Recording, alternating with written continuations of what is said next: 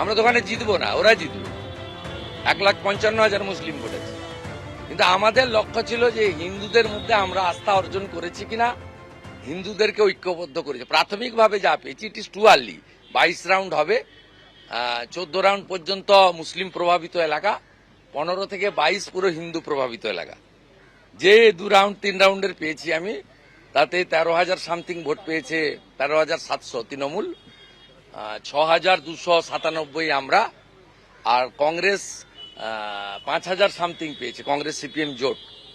এবং মুসলিম বুথে 70-30 হচ্ছে, 70 পারছে তৃণমূল আর 30 পারছে কংগ্রেস, মানে দুটোই ওদের দল।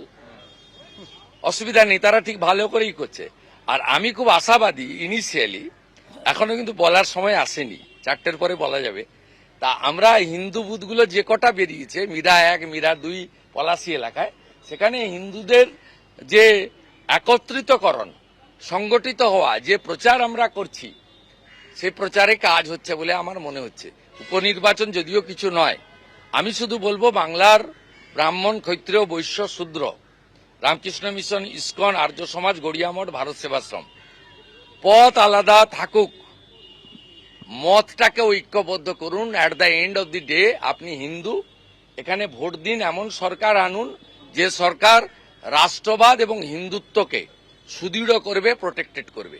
সেই কারণে আমি আশাবাদী যে 54% হিন্দু এক হয়েছে, 70% হিন্দুকে যদি আমরা এক করতে পারি, বাংলায় ডক্টর শ্যামাপ্রসাদ মুখার্জির প্রতিষ্ঠিত জনসংঘ তথা আজকের বিজেপি, এই পার্টি ক্ষমতায় আসবে। এই পার্টি ক্ষমতায় এলে 20 জুন সরকারিভাবে পশ্চিমবঙ্গ দিবস পালন হবে।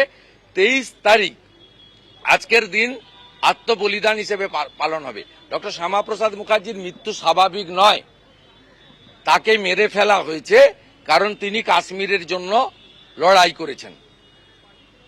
সেই জন্য গোটা ভারতবর্ষ বলে শ্যামাপ্রসাদ মুখার্জির বলিদান, এটা ইয়াদ রাখেগা হিন্দুস্তান, এটাই হচ্ছে কাজ। এবং এটা কখনো ভোলার নয়। উনি আওয়াজ তুলেছিলেন, এক দেশ, এক বিধান, এক নিশান, এক প্রধান। একটা দেশে দুটো পতাকা থাকতে পারে না। কংগ্রেস করেছিল শ্রীনগরে একটা পতাকা, দিল্লিতে একটা পতাকা। কংগ্রেস করেছিল শ্রীনগরে একটা আইন, দিল্লিতে একটা আইন।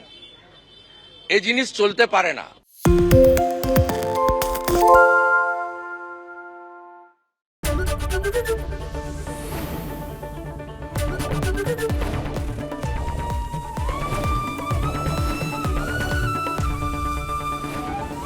এবিপি আনন্দ, এগিয়ে থাকে, এগিয়ে রাখে।